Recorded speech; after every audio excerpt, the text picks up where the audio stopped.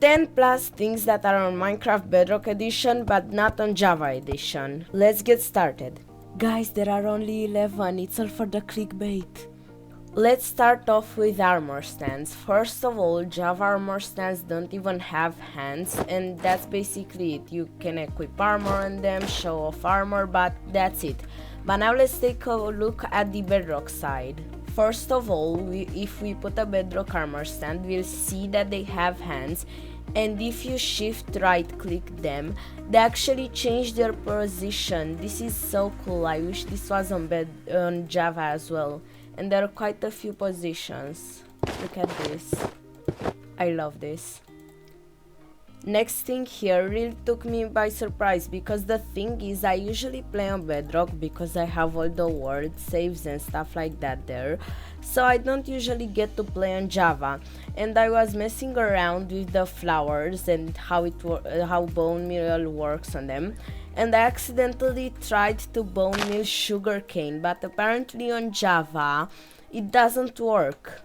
But if you take a look at the Bedrock Edition, it works just fine. I think they should really add this on Java as well, because it makes no sense why this wouldn't work. Next one on the list is the Wither. Now it is on both versions, but it's quite a bit different.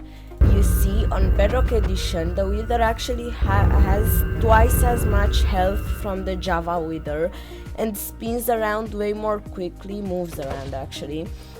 And if we get it to half health, it will start spawning more withers, like the small ones you find in the fortresses. Okay, I got it to half health, and as you can see, it spawned withers, and there are like 3, but it will constantly spawn them during the fight. And because they all target you, it will make the fight way harder. Now, if you ask me, even though it's harder, it's way more fun because it's actually a challenge and it's not as easy on Java Edition. But what do you think? Tell me in the comments.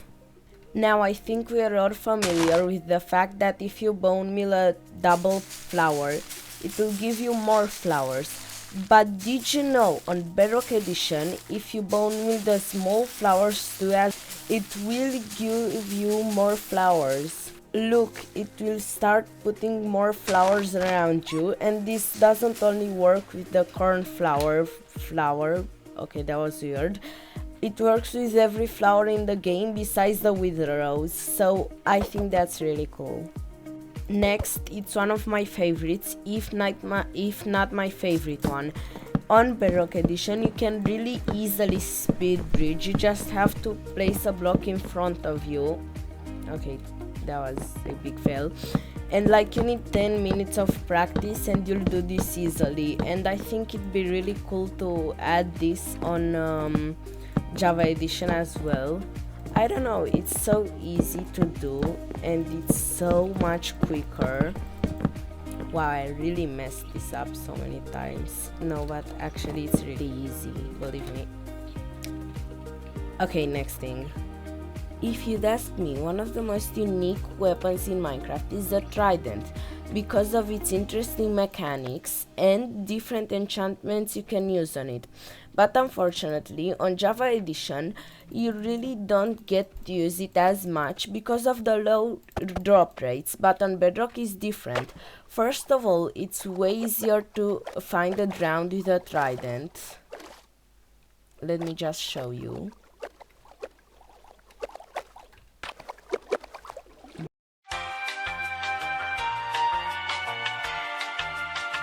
Okay, one just spawned, and as I was saying, there are way higher chances for one to spawn, and the drop rates of the trident are way higher.